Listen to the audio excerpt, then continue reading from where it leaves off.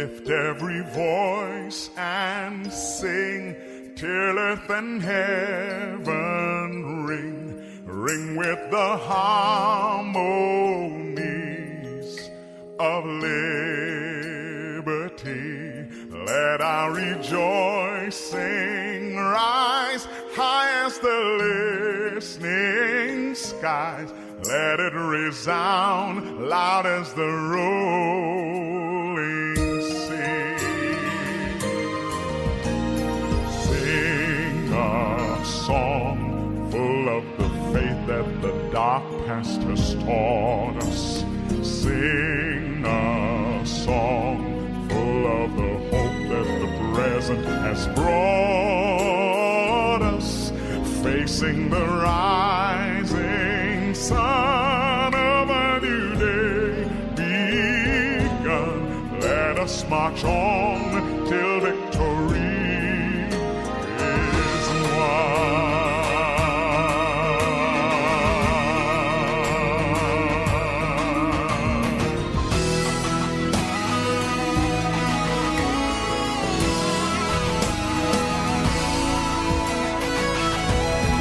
God of our weary years, God of our silent tears, thou who hast brought us thus far on the way, thou who hast by thy might led us into the light, keep us forever in the path.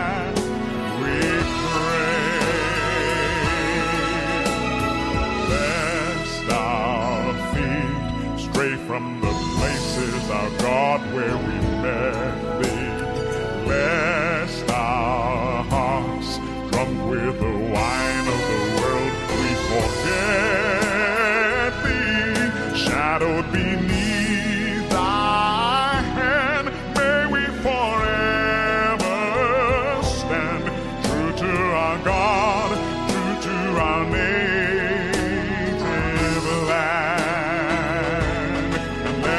March on to victory, march on to victory, march on till victory.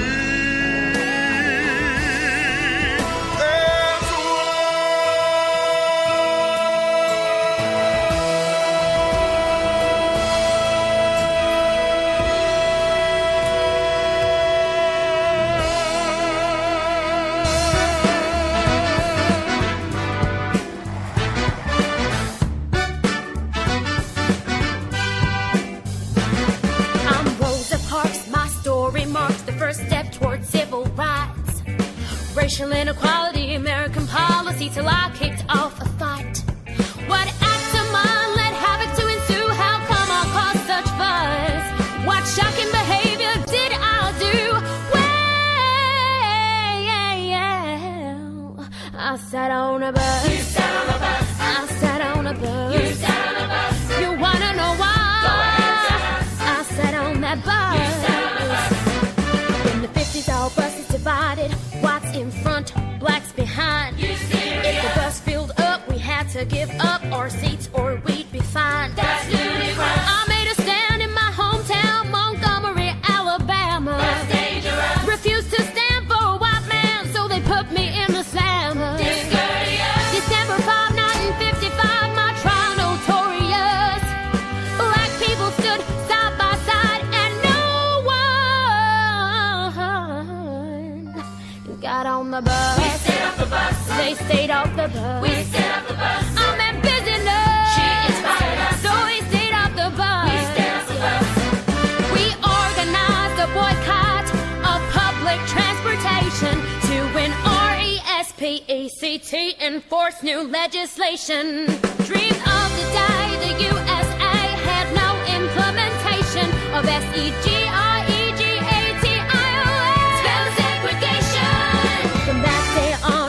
Or cab led by Martin Luther King. Attacked by mobs, our houses bombed, though peace was our thing. Our plight, it made the national news, which was mighty strange. Mysterious.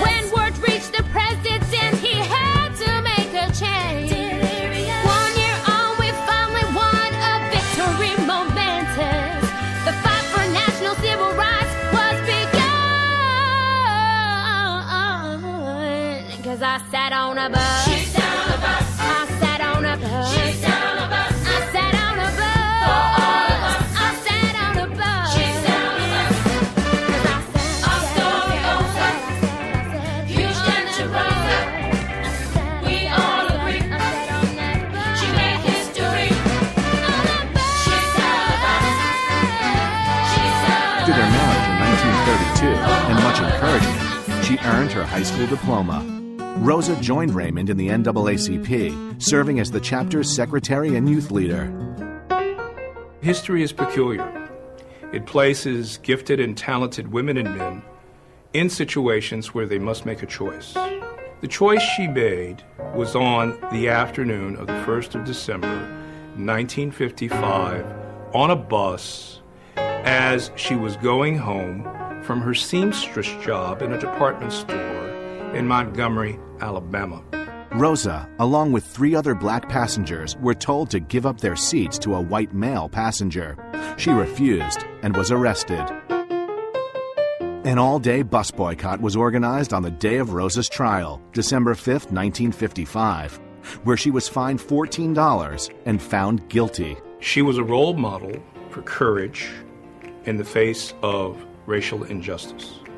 Rosa Parks, through her quiet eloquence, through her commitment both to her faith and to the cause of civil rights and racial equality, was prepared to sacrifice everything, her security, even her life, to fight for what was right, at least her perception of what was justice. Thousands of people walked, carpooled, and took cabs to work. The boycott lasted 381 days, with the 26-year-old Reverend Martin Luther King Jr. as their leader. Rosa was not the first person to refuse to give up her seat. 2 other women were previously arrested for the same offense. However, it was this quiet 42-year-old who became the face of the Montgomery bus boycott. In 1956, groundbreaking history was made. The Supreme Court decision by a 9-0 vote supported the civil rights position, calling for an end to racial segregation on municipal buses. Unable to find work, largely due to her political stance, the Parks moved north to Detroit, Michigan, and by 1965, Rosa began to work for Congressman John Conyers until 1988 when she retired. In memory of her husband and in her vision for a better tomorrow, Rosa co-founded the Rosa and Raymond Parks Institute for Self-Development, which educates young people on the civil rights movement, gives freedom bus tours, and provides youth with professional guidance.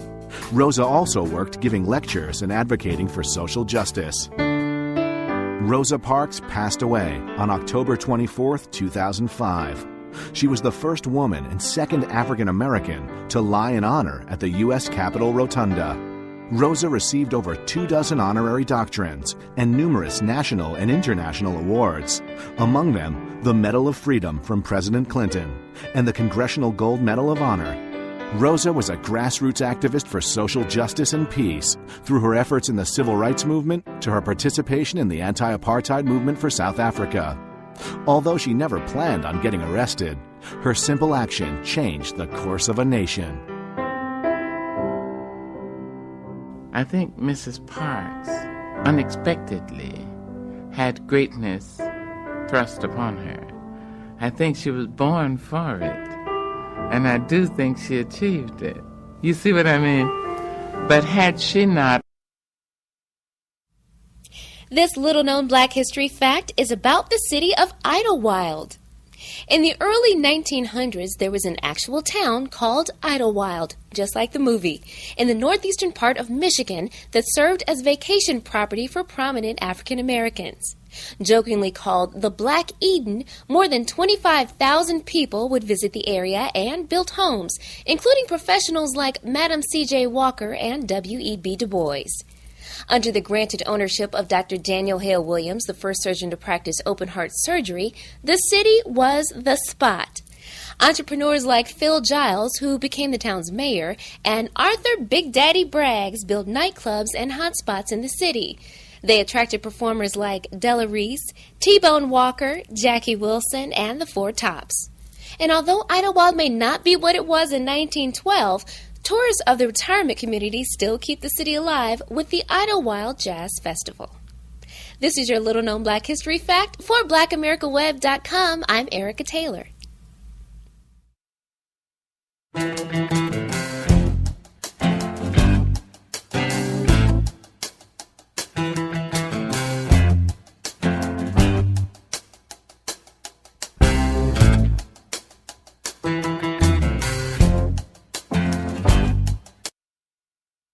We are back with you. It's In the Village with Ansem and Margie on the South Orange Mayport Online Radio Experience. Coming to you every Monday through Friday from 8 to 9:30 p.m.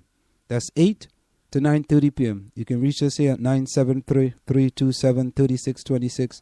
That's 973-327-3626.